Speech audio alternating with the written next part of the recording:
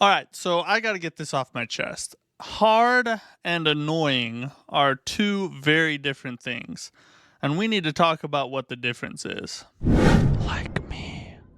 What's up, guys? MTK here. So, recently I was playing Dark Souls 1 and I was trying to get to the DLC because I had never actually gotten around to playing the DLCs. So, I'm trying to go back through the Dark Souls series and play all those. And of course, one of the obstacles in my way is the notorious gank fest of a boss fight, Ornstein and Smo, or ONS as they're known, or just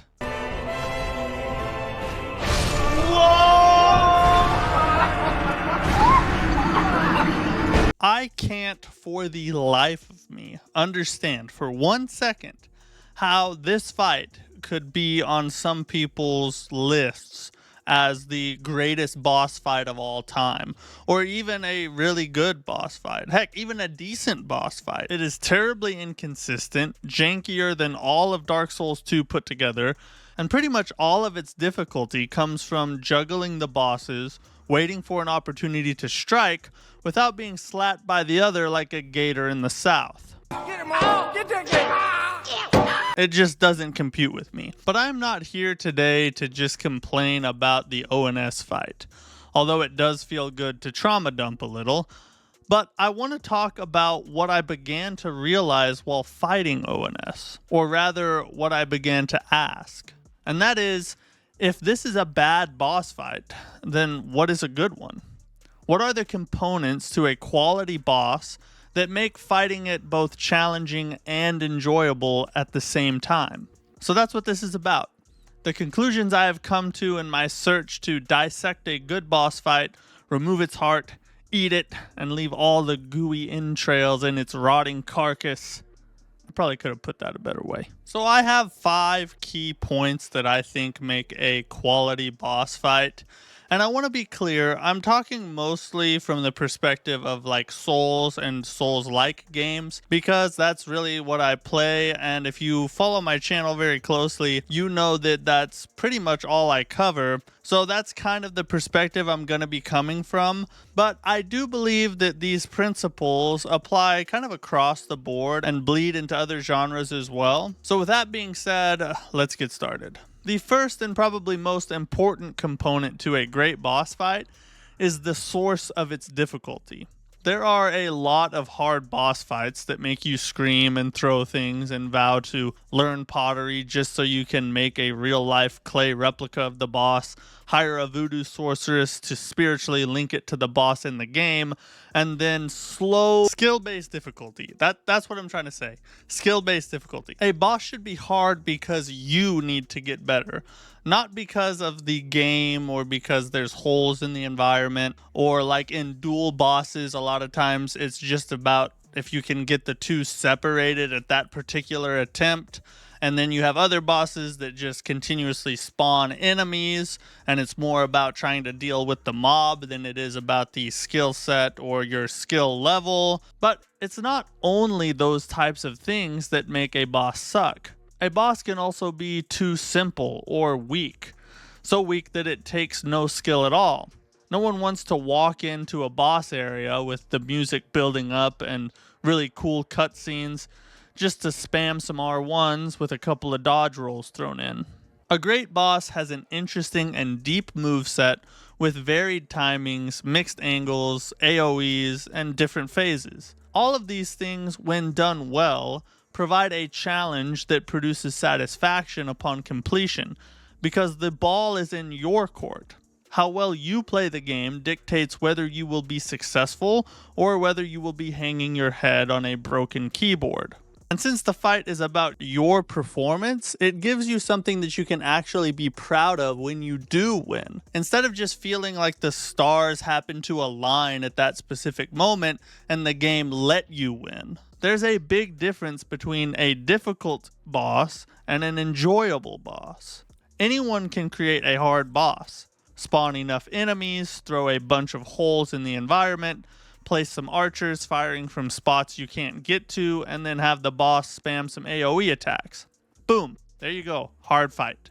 But the boss fights that we all love are the ones that you come out on the other side of with your heart racing, welling with pride at what you've just accomplished, not cussing the developers.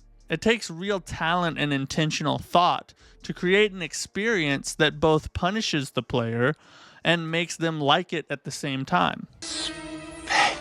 I think Consort Radon is actually a good example of this, even though he gets a ton of hate. He is a very tough fight that has infuriated many a player and streamer alike. But the whole fight is about how well you know his attacks and how consistent you can execute. It's about you, not about the game. I could go on about this part forever, really, but I think you guys get the point. The next thing I want to go over is how hard the boss actually is. Now, this is a tough one, I'll admit, because the line for this really shifts a lot from player to player, and the audience that the game is designed for plays a really big role when it comes to this portion of what we're talking about. But in the Souls-like genre, you typically have players that are starving for a little spanking. Now, you can't go way overboard with this. Obviously, if you give players a millisecond to respond to attacks, or make the attack chains 4 million attacks long, well, that will not produce an experience that makes players want to come back. So for lack of a better term, it needs to be hard, but not too hard.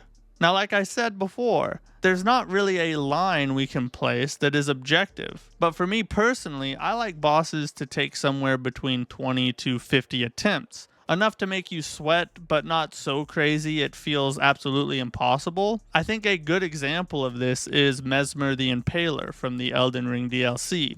He is a complex boss with long attack strings, various kinds of attacks, and tight timings, but he seems to kind of perfectly toe the line between fun and agony. Of course, some of you are going to hear this and tell me your story in the comments about how you one-shot him or beat him on the first attempt. And I get it.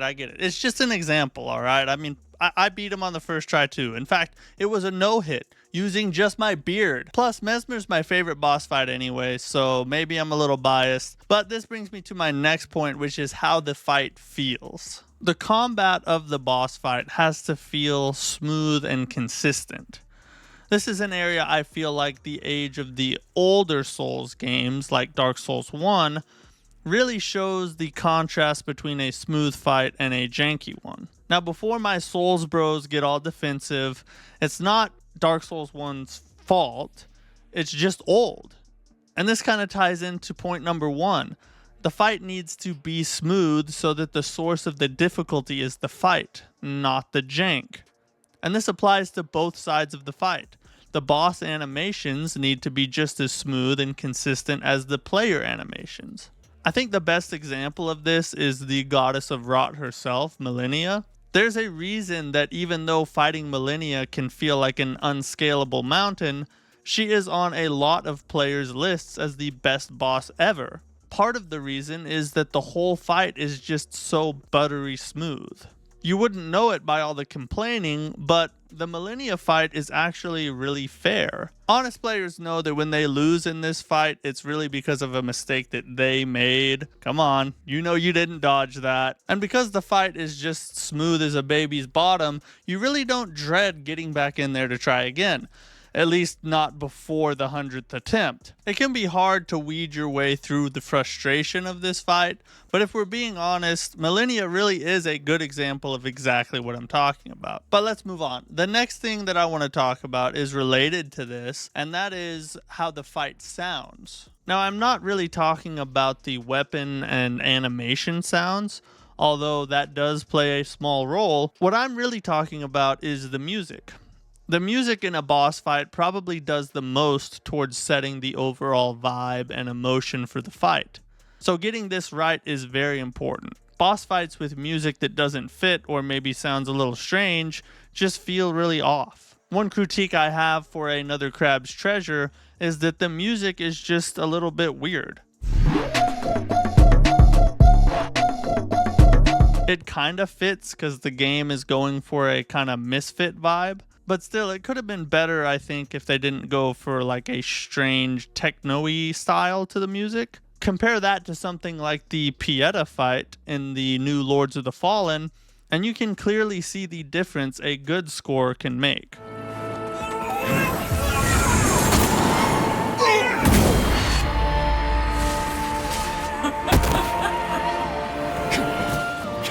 Not to mention the music probably has the longest lasting impression.